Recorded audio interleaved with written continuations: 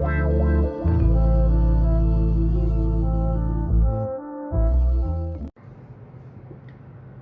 everyone, welcome back to my channel, Kicking It with Kia B. In this video, I am going to be talking about a very serious condition, mental illness. I wanted to come on and talk about this because it is something that I have suffered from for a very long time. And here lately it's getting to the point to where it is beyond my control, I guess I can say, in so many words. And when I say mental illness, there's so many different forms of mental illness, anxiety being one of them, stress, along with so many other mental illnesses. I suffer from anxiety, and I have suffered from anxiety consistently, or I'm not going to say consistently, I'm going to say when I was able to actually be diagnosed and understand what it actually was. I have had feelings of anxiety and not known what they were prior to me having my daughter, because an incident happened when I was pregnant with her that has triggered my anxiety, and I have dealt with it ever since. She will be 16 coming up in September, and I have dealt with it since then.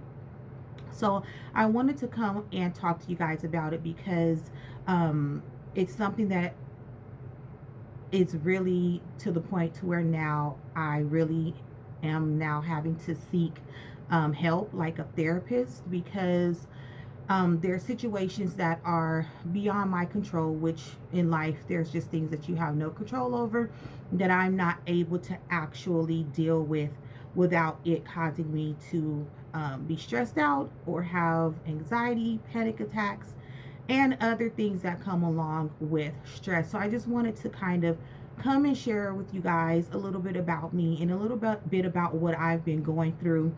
If you noticed, last week I did not post any videos because I actually needed to just take a rest and just kind of try to clear my mind of everything that is going on that's causing me to be stressed out. So just a little backstory. There are some things that I have dealt with as a child that had me very anxious. Again, at the time, I did not know that it was considered anxiety. It wasn't until I was pregnant with my daughter and I literally blacked out behind the wheel driving on the freeway. I don't know, I think I may have told this story before in one of my videos, but to make a long story short, I was driving home from work. My best friend and I worked together. She was in her vehicle behind me, and we were literally on the phone with our I had my Bluetooth on.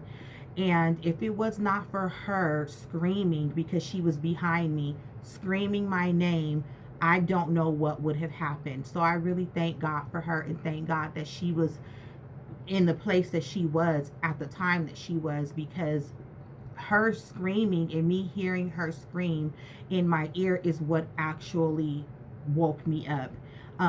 The car in front of me were slamming on their brakes, and I literally had to swerve into the side of the road, into the dirt part of the side of the road, and was taken to emergency. From there, my daughter literally was, from my doctor's words, sucking the life out of me. She was taking all of my nutrients, which is what caused me to black out for that moment.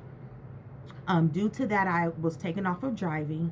So it took me, I was about 4 months pregnant when that happened the first time. It happened a second time when I was around 6 months pregnant, but this time I was just sitting in the parking lot of a store. I went in a store on my lunch break, came out, woke up sitting in my driver's seat with the driver's door open and one of my legs, my left leg, out of the car.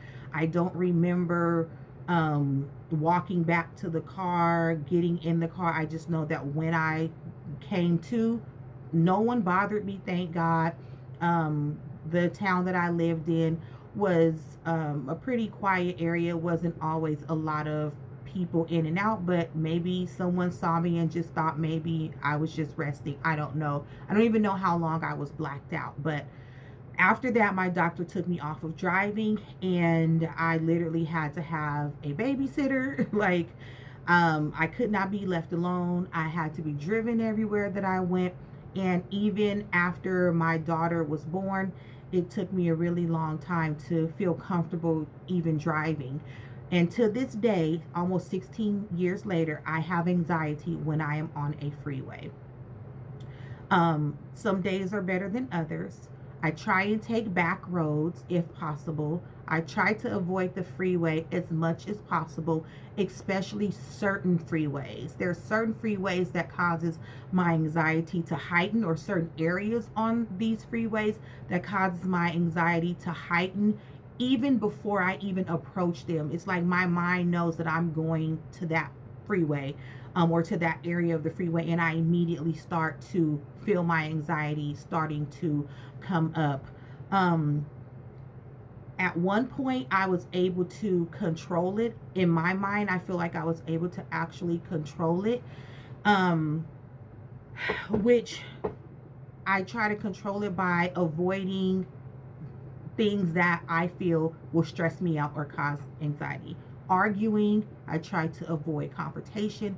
I try to avoid certain freeways. I try to avoid, because these are things that causes me stress. I know that there's going to be times where I'm not going to be able to avoid something that's going to put me in a stressful position. But if it's something that I can control, or a situation that I don't have to put myself in, which would keep me from stressing out, then that's exactly what I will do. So for a really long time, I felt like I had it under control. I was even actually able to drive like on the freeways with no problems. About 4 years ago, my father was diagnosed with some illnesses, and he was told that he only had a certain length of time to live if he didn't have a certain operation, so that he can get the treatment that he needed. When I heard that and when he was hospitalized, that triggered my anxiety again. And from that point, I have not been able to escape it. So I've been dealing with this again, like I did when I first was diagnosed. Like for the first 2 years, it was bad. Like I feel like a bad mom. I feel like I couldn't take care of my daughter. She was a toddler and an infant at the time, because I couldn't do anything. I cried, and I would just literally sit there and just literally cry, because I could not I felt like I couldn't be the mother that I was supposed to be. And it still bothers me to this day. Hold on, you guys. It still bothers me to this day, because I feel like I lost a lot of time with her, not being able to do certain things. And I don't want to ever go back to that place. And I feel like I'm getting back to that place. Not with her, because she's a teenager now, so she don't pay us no mind anyways. But just to a place to where I feel like I have no control over my anxiety and my stress. I started a new position at my job, and I've been at my job for close to 15 years. um, Collective. I quit my job when my daughter was an infant. I had been there 8 years to be a stay-at-home mom. And then I was a stay-at-home mom for 8 years, and then I started back working at the job that I worked at. And I've been back now for 6 years. And recently, in November of last year, I started a new position. Um, the position that I started was not the position that I was offered. And if I had known the duties that I would be doing, which was never told to me. I was informed that I would be working something, doing something else within the same department, just a different job. If I had known that I would be doing the work that I'm doing now, I would have not taken it, because it is a stressful position. It's the type of work is very stressful, and since then I have had even more anxiety, even more stress, to where to where my body is breaking out in these rashes. I've spoken to you guys about that in a video a few months ago about unknown medical conditions and things like that. And here recently, I've been experiencing even more heart palpitations and literally not being able to sleep at night, being up all night and having to get up and go to work the next morning because I can't sleep, because my heart literally feels like it is trying to punch its way out of my body. And it scares me, so it makes my anxiety even worse, because I'm scared that my heart is beating like this, and now it's beating even faster because now I'm panicking. And I don't want to be in this position. I don't want to feel like this. And this job has just caused a lot more stress than what I need. They don't want to acknowledge what was told to me in the beginning of me accepting the position. And so, that causes me even more stress. So I feel like, rather than try to fight this fight alone, I need to speak to someone.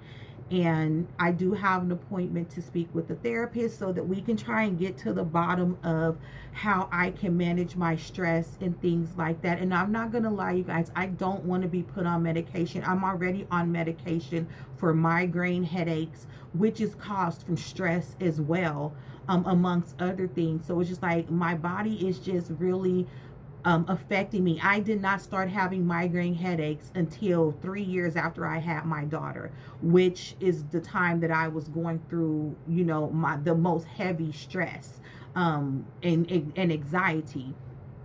And since then I've had migraines, and it's to the point now to where I am literally on medication that I have to take every single night to try and prevent me from having migraines. Now, does it stop headaches? No, it does not. It does not stop me from having headaches, but it is a preventative medication from having really bad migraines. And this far it has worked. However, I do still get headaches when I'm stressed out. I still do have blurred vision. I still do have panic attacks. I still do have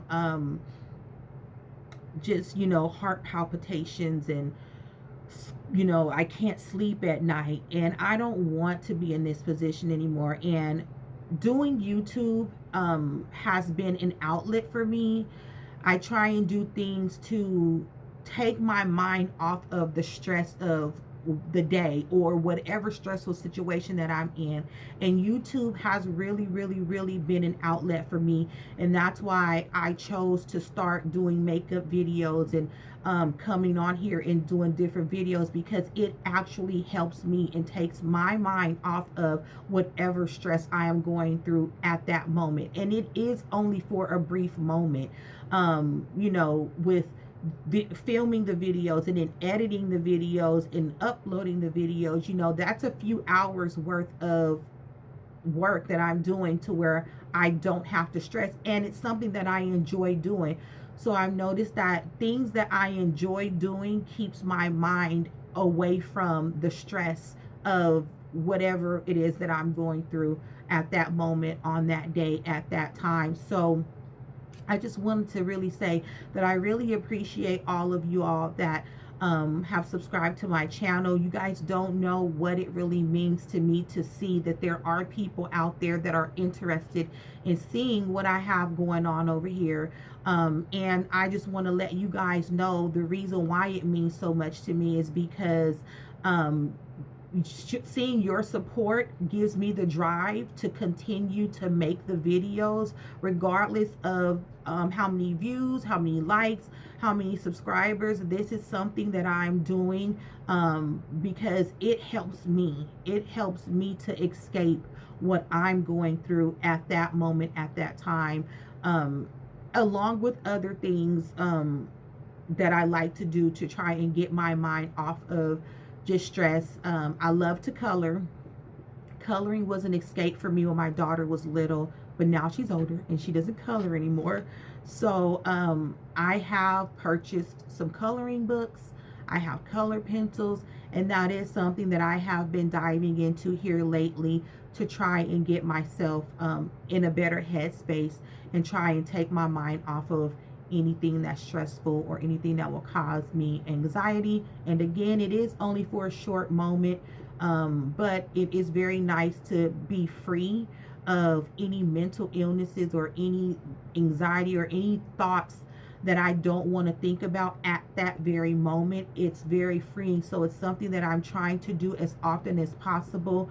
But when I stop making videos, when I'm done for the day making a video, when I'm done for the day coloring, or doing home decor, my house, you guys have seen how many times I have changed the decor in my house. That is an escape for me. That's why I change my house so much, is because it is an escape for me. It's an escape to look for things to buy, to put in my house. It's something that I do every day, where I'm purchasing it or not. You know, I go on Amazon and I put a whole bunch of stuff in my cart because it keeps my mind off of the anxiety and the stress. And then when it comes down to me actually purchasing what I want to put in my house for that season, I just narrow it down, erase or delete whatever I'm not going to get, and then purchase whatever it is that I am going to get. But I spend hours on top of hours on top of hours online looking at home decor and things like that because it takes my mind off of stress. And in the Black community, this is something that is not talked about a lot, and it's something that I personally, I feel like people are ashamed of, and it's something that's it's beyond our control. It's not our fault that we're in the positions that we're in, but it's not talked about enough. I'm not the only person in my family that suffers from anxiety, and I've spoken with people that suffers with anxiety, and we can relate. But those that don't suffer from it, they can't relate to anything that you're saying because they don't understand.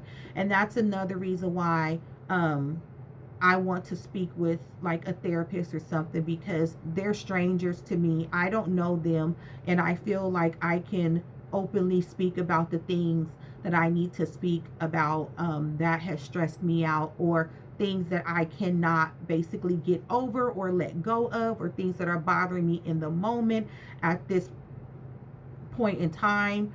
I have my husband who has been 100% supportive of me. He's been there in the nights where I couldn't sleep, and you know, the times where I just cried, he's just held me, and I really, really appreciate him for that. And he knows that. And you know, I don't want to keep, I feel like I'm bugging him, and I know that I'm not bugging him, but I don't want to keep putting that burden on him. He's never said it was a burden, he's never complained, but it's time for me to be able to speak to someone who is a professional, and hopefully I can deal with this thing to where I can get back to my life without living in fear. And we're not supposed to live in fear of anything. And I'm not gonna lie, I'm a Christian woman, and there's a lot of things that I fear, and my comfort zone is home. Being in my home is my comfort zone. And although there's things in my mind that, you know, I believe could happen being in your home as well, being outside gives me even that much more anxiety. So being home is my comfort zone, and I don't want to feel like I have to be secluded in my home in order to feel somewhat safe. because of my anxiety. So with that being said, you guys, I don't want to make this video long and drawn out, but I did not post videos last week, and I want to be honest with you guys and very transparent about what it is that I'm going through and what it is that I have been dealing with for a very, very, very long time, in the hopes that it can help someone else to be able to reach out to someone to speak to. It doesn't have to be a family member, a friend. It can be a therapist, or if you feel more comfortable speaking with someone that you know and that you trust, then you can do so as well. But just know that you are not alone. I have dealt with this for a long time, and at one point I thought that I won the battle. I really did. Like, I was living my life with no worries, with no anxiety, with no stress, until my dad was diagnosed. And from there, it all went downhill. And I just feel like I'm in a hole climbing up, and I can't get to the top. And I do not want to be in that position again. It's been 4 years, and I don't feel like it's getting any better. It just seems like it's getting worse. And I don't want to be in this position. So I'm just asking that you guys will keep me in your prayers. If you pray, keep me in your prayers. And I just want to let you guys know that I love y'all, and I really appreciate y'all for the support. And now you know the true reason as to why I do YouTube. It is an escape for me. It is a 120% escape for me, from my thoughts and stress and anxiety and things that I don't want to deal with. So with that being said, thank you guys for listening, and I love you all, and I will see you guys in the next video, and I hope that it's going to be a bubbly one. Okay, y'all. Love you guys. Thanks for your support. Mwah.